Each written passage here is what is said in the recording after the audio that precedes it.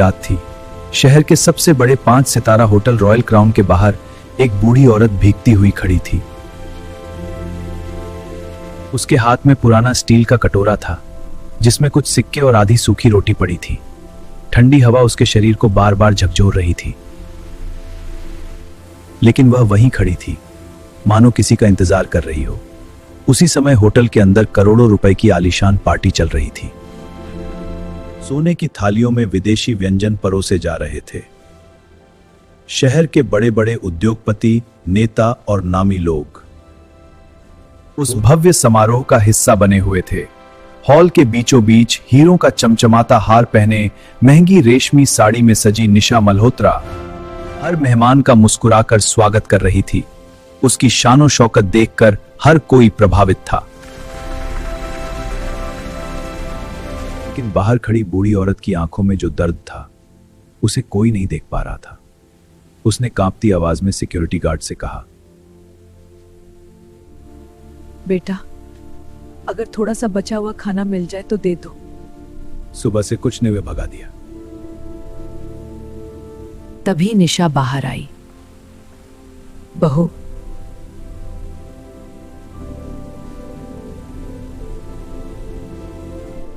मगर निशा ने ऐसे नजर फेर ली जैसे उसने उसे पहचाना ही ना हो। बूढ़ी औरत की आंखों से आंसू बह निकले। कोई नहीं जानता था कि वह औरत कोई भिखारिन नहीं, बल्कि उसी निशा की सास कमला देवी थी। 6 महीने पहले तक कमला देवी की जिंदगी बिल्कुल अलग थी।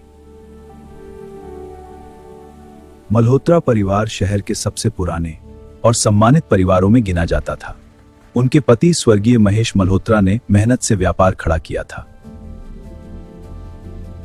पति की मृत्यु के बाद कमला देवी ने अकेले अपने बेटे आदित्य को संभाला। उन्होंने कभी अपने लिए गहने या आराम नहीं खरीदे। जो भी पैसा था बेटे की पढ़ाई और भविष्य पर लगा दिया। आदित्य बड़ा होकर सफल बिजनेसमैन बना। कुछ वर्षों बाद उसकी शादी बड़े उद्योगपति की बेटी निशा से हुई। शादी इतनी भव्य हुई कि पूरे शहर में उसकी चर्चा थी। कमला देवी ने बहू को बेटी मानकर घर की सारी जिम्मेदारियां उसके हाथों में सौंप दी। उन्हें लगा था कि अब घर में खुशियां ही खुशियां रहेंगी। शादी के शुरुआती दिनों में निशा बहुत मीठा व्यवहार करती रही, लेकिन धीरे धीरे उसका असली स्वभाव सामने आने लगा। उसे कमला देवी का सादा पहनावा, उनकी पुरानी आदतें और रिश्तेदारों से अपनापन बिल्कुल पसंद नहीं था। मम्मी जी, अब हम बड़े लोग हैं, हर किसी से मिलना जुलना नहीं होता। कमला देवी मुस्कुरा देती और चुप रह जाती। उन्हें लगता था कि नई पीढ़ी की सोच अलग होती है, लेकिन बात यही नहीं रुकी। कुछ ही महीनों में निशा ने घर के नौकरों को आदेश दे दिया कि कमला देवी का खाना अलग बनेगा।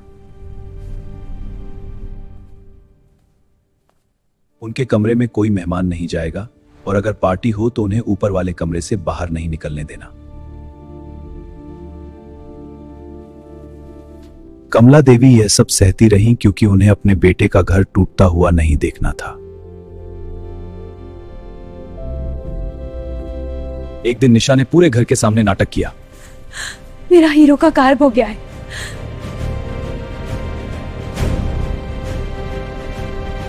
पूरे बंगले में खोजबीन शुरू हुई। थोड़ी देर बाद वही हार कमला देवी की अलमारी से निकला। आदित्य गुस्से से कांप उठा। मां, आपने ऐसा क्यों किया? भाई, अब मैंने किसी का हार नहीं लिया। मुझे नहीं पता यह यहाँ कैसे आया। मैं आपको कई बनियान बाद मेरी अलमारी के पास देखा था।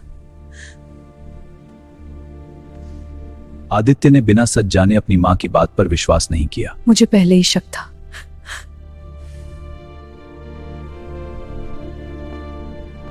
उस दिन पहली बार कमला देवी की आंखों में बेटे के लिए नहीं, बल्कि अपनी किस्मत के लिए आंसू थे। अपमान की सारी सीमाएं तब टूट गईं जब निशा ने नौकरों के सामने कहा, जिस औरत को अपनी इज्जत की कीमत नहीं पता, उसे इस घर में रहने का कोई हक नहीं। आदित्य चुप खड़ा रहा।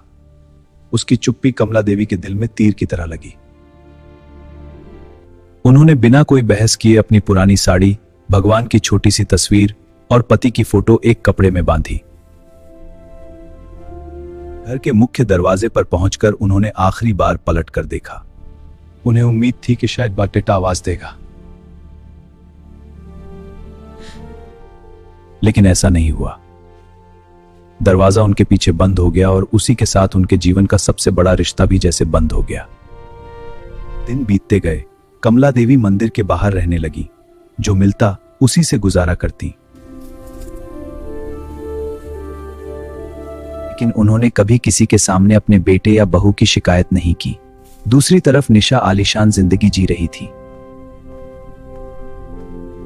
सोशल मीडिया पर उसकी तस्वीरें वायरल होती थीं। कभी सोने की थाली में खाना, कभी लाखों की साड़ी, कभी करोड़ों की पार्टी। लोग कहते निशा मल्होत्रा जैसी किस्मत सबको मिले, मगर कोई ये नहीं जानता था कि उसी शहर में उसकी बूढ़ी सास भूखी सो रही है। एक शाम पत्रकार राघव वर्मा ने कमला देवी की पूरी कहानी जान ली। पहले तो उन्हें विश्वास ही नहीं हुआ, लेकिन जब उन्होंने पुराने दस्तावेज देखे, परिवार की तस्वीरें और पड़ोसियों से बात की, तो सच सामने आने लगा। सबसे बड़ा झटका तब लगा जब घर की पुरानी नौकरानी ने रोते हुए बताया कि उनका हार कमला देवी ने नहीं चुराया था। निशा ने खुद हार उनकी अलमारी में रखवाया था ताकि उन्हें घर से निकाल सके। नौकरानी डर के कारण अब तक चुप थी, लेकिन उसकी अंतरात्मा उसे चैन से जीने नहीं दे रही थी। राघव ने सारी सच्चाई कैमरे में रिकॉर्ड की और एक विशेष रिपोर्ट तैयार की। अगले ही दिन शहर के हर न्यूज चैनल और सोशल मीडिया पर एक ही खबर चल रही थी, करोड़पति बहू की सच्चाई। जिस सास ने बेटे को पालकर बिजनेसमैन बनाया, आज वही मंदिर के बाहर भीख मांग रही है। कुछ ही घंटों में पूरा शहर मल्होत्रा परिवार के खिलाफ खड़ा हो गया। लोग होटल और बंगले के बाहर जमा होने लगे। आदित्य जब ऑफिस पहुंचा तो हर कर्मचारी उसे अजीब नजरों से देख रहा था। उसने मोबाइल खोला तो उसकी दुनिया हिल गई। वीडियो में उसकी मां की आंखों के आंसू और नौकरानी का सच साफ दिखाई दे रहा था। आदित्य का सिर शर्म से झुक गया। वह बिना देर किए मंदिर पहुंचा। कमला देवी वहीं बैठी थी और अपने कटोरे की रोटी एक भूखे बच्चे को खिला रही थी। मां, मुझे माफ कर दो।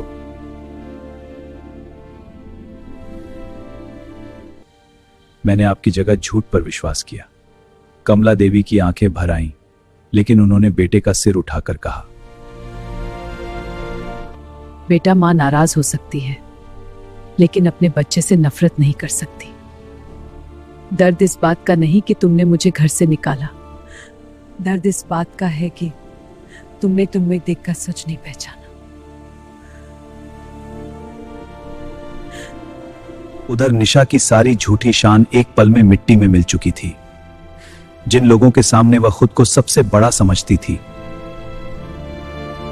वही लोग उससे मुंह मोड़ने लगे।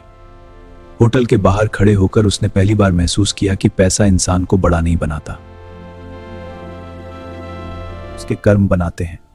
वह भी मंदिर पहुंची और कमला देवी के सामने हाथ जोड़कर खड़ी हो गई। उसकी आंखों से लगातार आंसू बह रहे थे। मम्मी जी, अगर हो सके बहुत तो मुझे माफ कर दीजिए।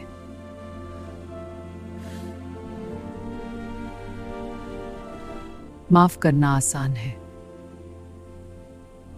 लेकिन भरोसा लाने में समय लगता है।